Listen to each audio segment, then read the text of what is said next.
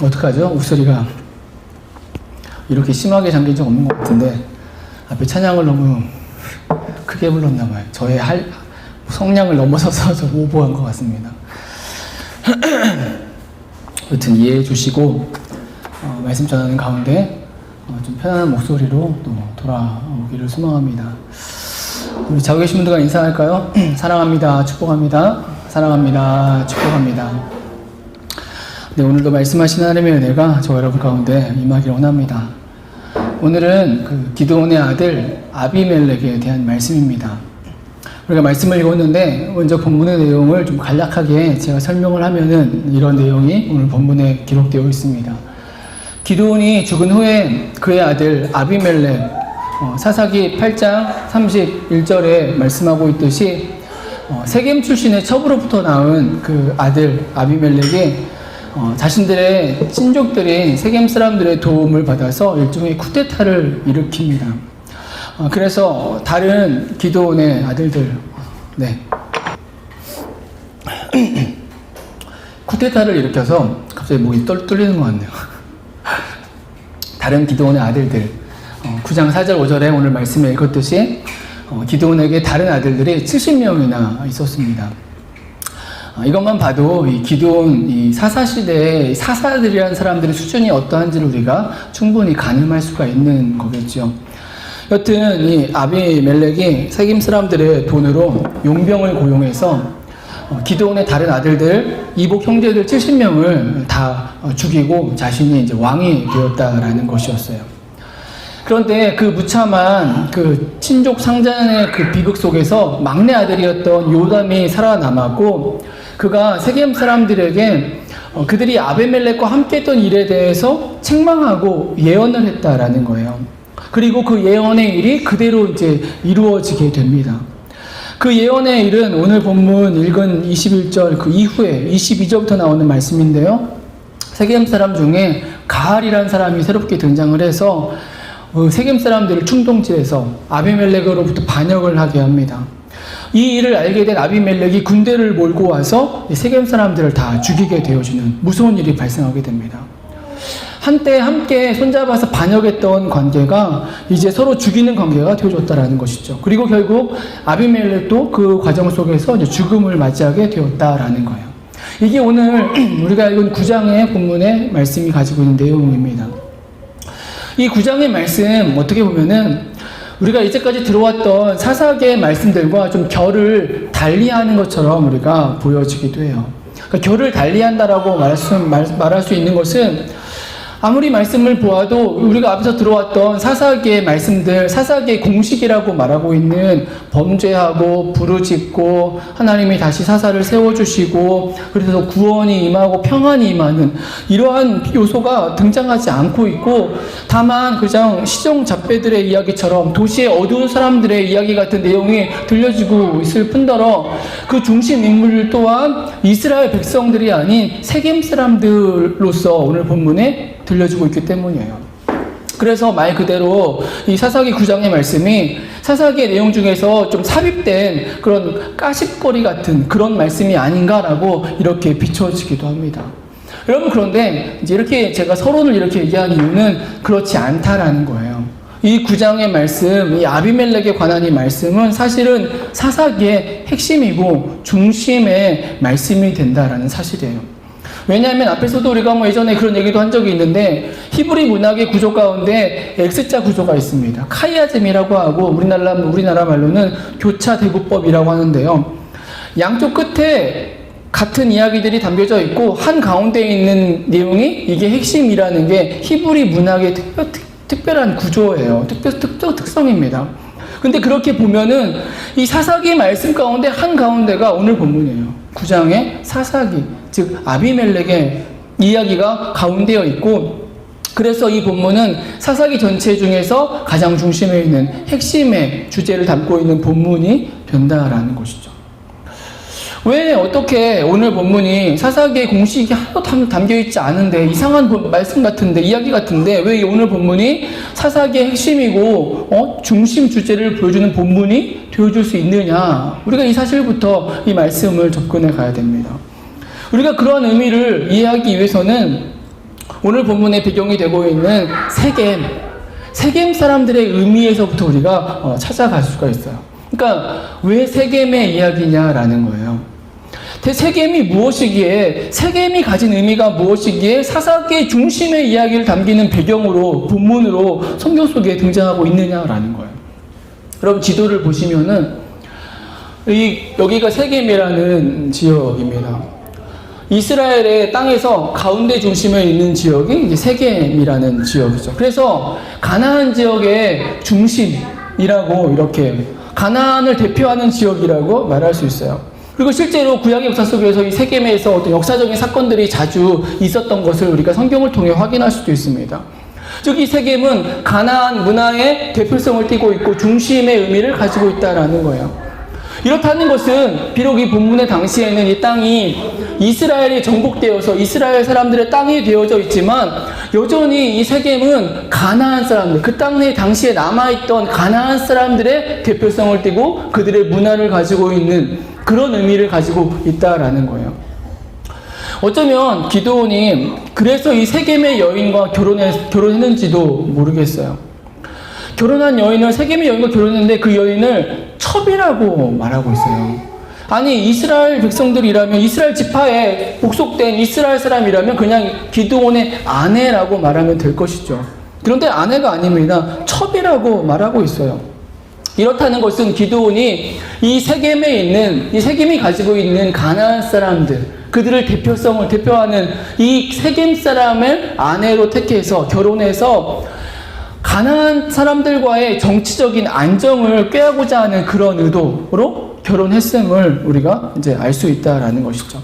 그러니까 세겜의 의미가 이렇다라는 거예요. 이 세겜이라는 단어, 세겜이라는 지역, 세겜 사람의 의미가 사사시대의 주제의 핵심을 이야기하면서 언급하면서 특별히 이 가나안 문화, 가나안 사람을 대표하는 세겜 사람들을 언급하고 있다라는 사실은 우리에게 중요한 사실을 들려주고 있는 거예요. 그게 뭐냐면 이스라엘이 세겜화 되었다는 거예요.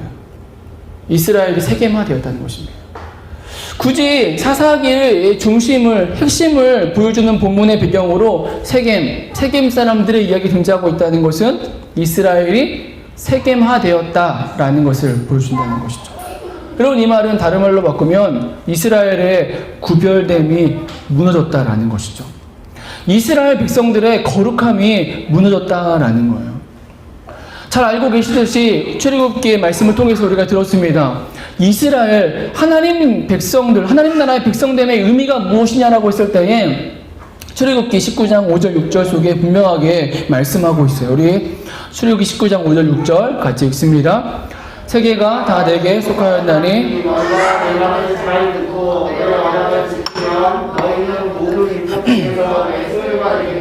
너희가 내게 대하여 제사장 나라가 되며 거룩한 백성이 되리라. 너는 이 말을 이스라엘 자손에게 전할지니라. 언약 맺음을 통해서 얻게 된 구별됨, 이것이 그 핵심이에요. 하나님 나라의 백성의 핵심입니다. 하나님의 특별한 소유, 제사장 나라, 거룩한 백성, 이것이 하나님의 백성됨의 의미라는 것이죠. 그런데 사사시대의 이스라엘 백성들은 그러한 구별됨이 무너졌음을 보여주고 있다는 거예요. 백성됨이 무너지고 희미해지고, 아니 오히려 세상의 백성으로 물들어진 시대, 이것이 사사기 시대인 것을 보여주고 있는 것이죠. 여러분 사사시대의 모습을 단적으로 비춰주고 있다는 거예요. 사사시대의 실체라는 것입니다. 구별됨이 무너져 버렸다라는 거예요.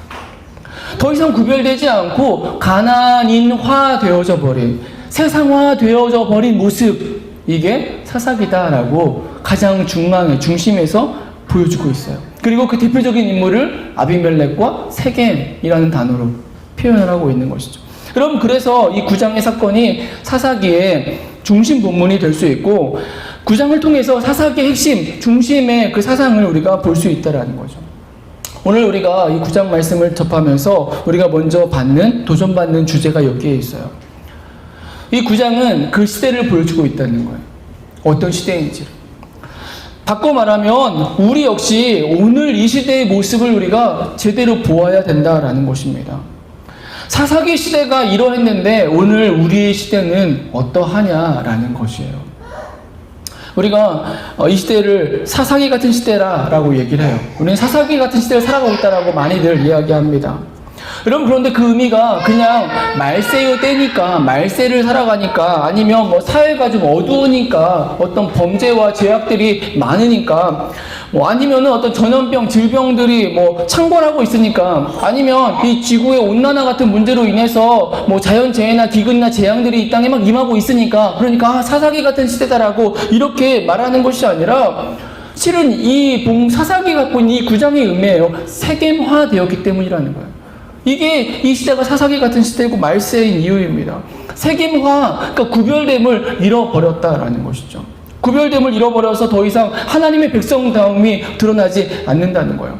하나님의 백성이라 불리지도 않을 뿐더러 그저 세상과 세상 사람들과 동일하게 여겨지고 동일하게 비춰지고 동일하게 행동하고 바라보는 그런 시대, 이게 바로 사사기의 시대이며 오늘 우리의 시대라는 거죠. 여러분, 실제로 그렇지 않나요?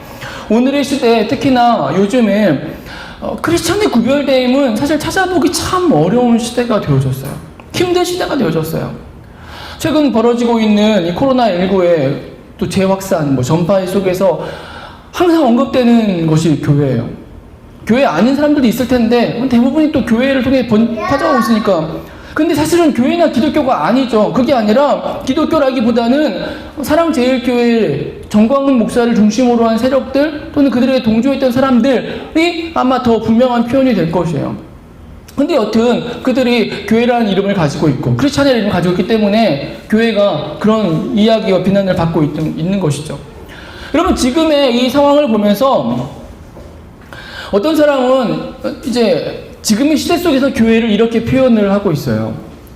기독교의 긍정적인 모습, 세상을 이롭게 한 모습들, 과거에 더 이상 의미가 없어졌다라고 이렇게 평가를 합니다. 그러니까 이제는 교회가 어떤 구제나 자선 사업 등 또는 세상의 연약한 부분을 돕고 섬겼던 그런 부분들, 우리가 그런 일을 참 많이 했어, 우리 교회는 그런 일을 하는 존재야라고 말하는 것은 이제 아무런 의미가 없어졌다라는 거예요. 오히려 대신에 다시 처음으로 돌아가서 철저하게 엎드려서 자성하면서 겸손하게 세상을 섬겨가는 것, 이것이 필요한 시대가 되었다라고 이야기를 하고 있는 것이죠.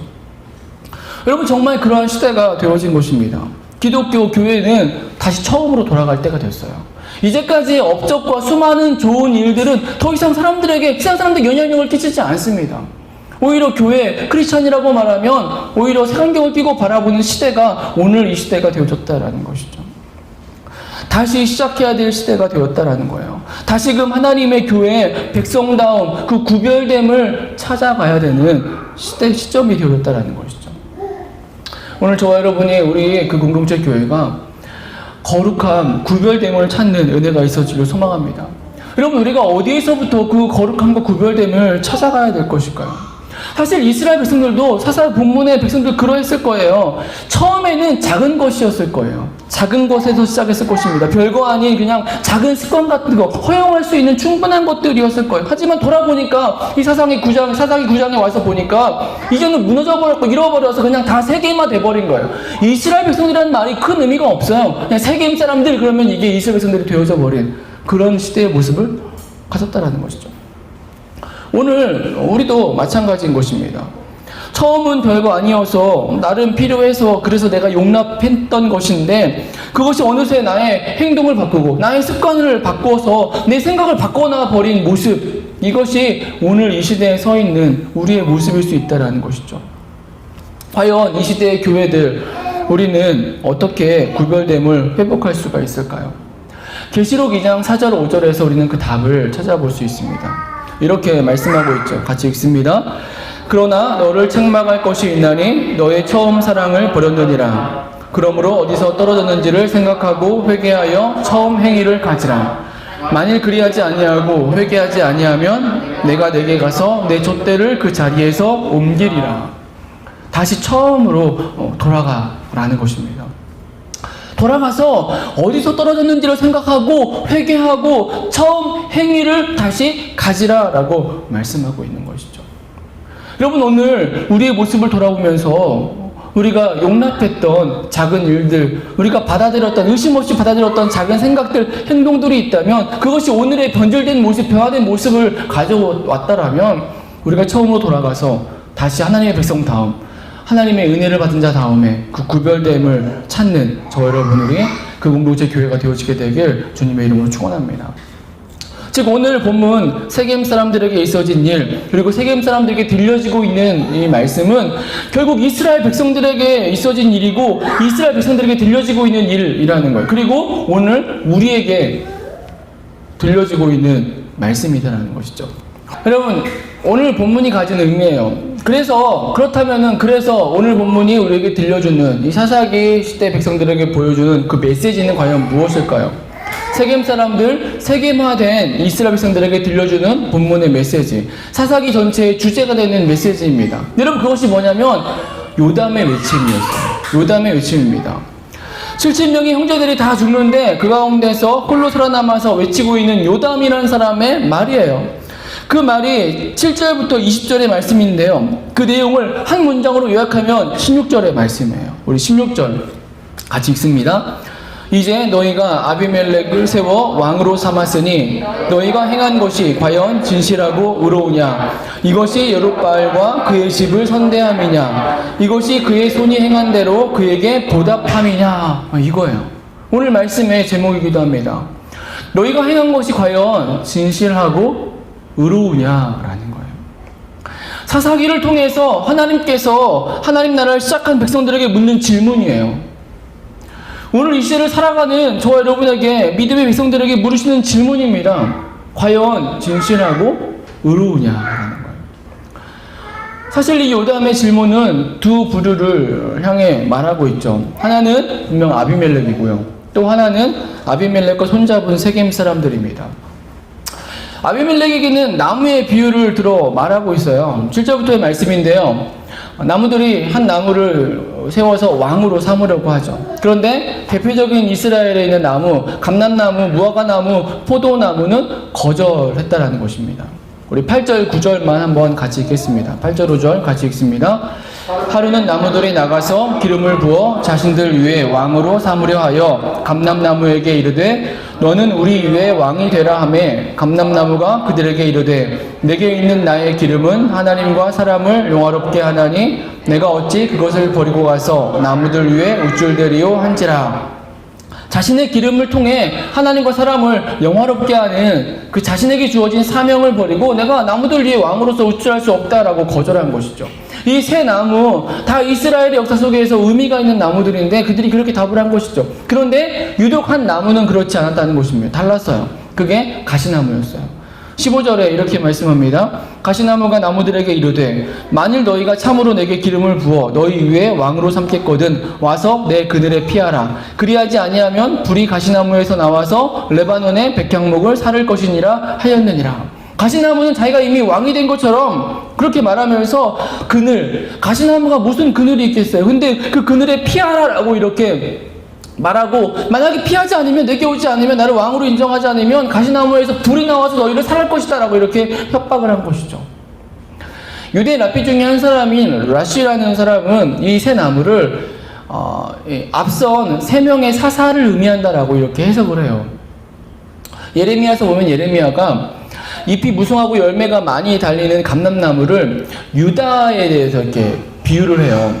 근데 온니엘이 유다 지파의 사사예요. 그래서 이 감람나무는 유다를 말한다라고 얘기를 하고, 그 온니엘을 의미한다라고 얘기를 하고, 무화과나무, 종려나무와 함께 그 고대에 꿀 대용으로 사용된 나무가 무화과나무인데, 이 종려나무 아래서 사역했던 사사가 드보라였어요. 그리고 꿀이라는 이름을 가진 사사가 드보라였죠. 그래서 무화과나무는 드보라를 이야기한다라고 얘기를 하고요. 포도나무는 창세기에 보면 요셉을 향해서 말씀하면서 요셉을 포도나무에 이제 비유를 해요. 근데 요셉의 아들이 므낫세 지파의 출신 사사가 기드온이에요. 즉 기드온을 의미한다라고 얘기를 하면, 즉 아비멜렉 앞에 이전의 사사들은 하나님의 은혜로 쓰임 받았지만 그들은 왕이 되려고 하지 않았는데 아비멜렉은 스스로 왕이 되었음을 책망하는 그런 내용이다라고 해석을 하기도 합니다.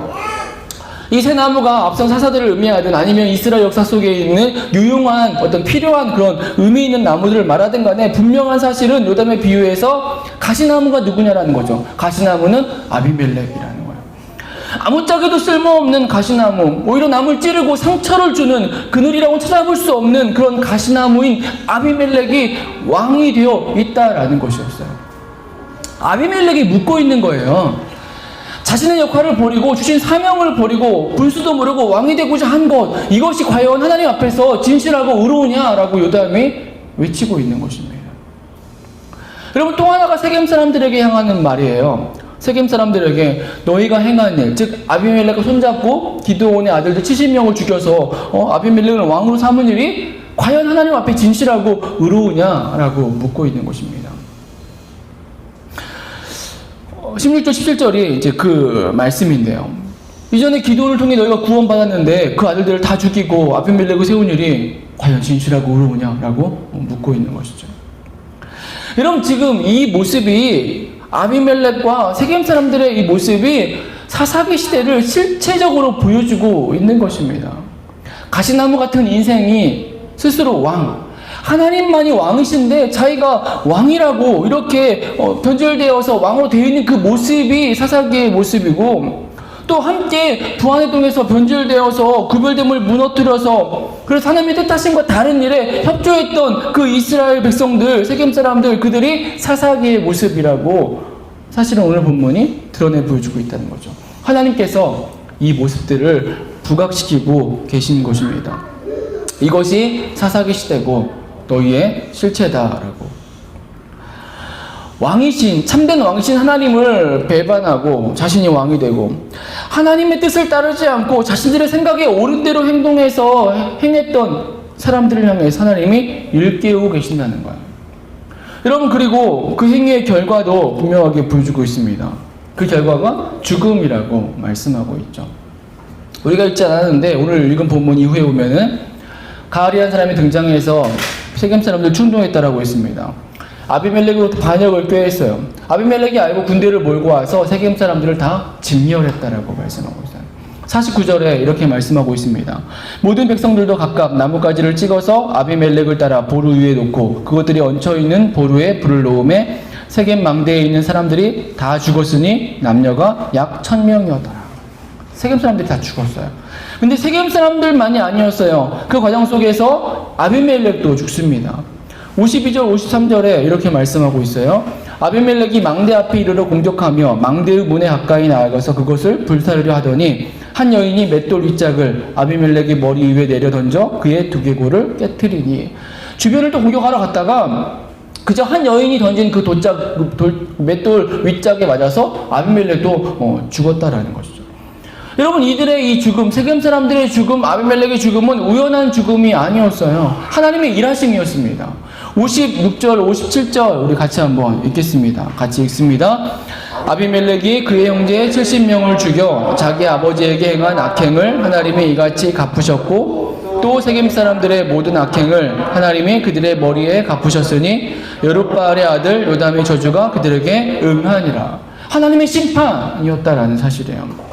여러분, 사사기 시대를 향한 엄중한 경고가 들려지고 있어요. 이 9장의 말씀은, 아비멜렉에 관한 말씀은 사사기 시대를 보여주고 있을 뿐더러 그 시대의 끝을 하나님께서 보여주고 있는 거예요.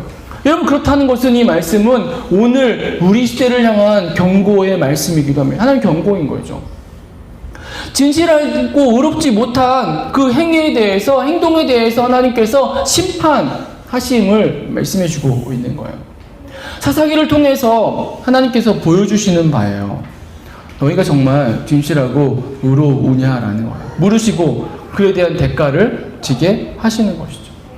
오늘 우리가 직면한 상황도 마찬가지예요. 하나님은 저와 여러분에게, 우리에게 묻고 있습니다. 이 시대 크리스찬들에게, 이 시대 교회들에게 묻고 있는 거예요.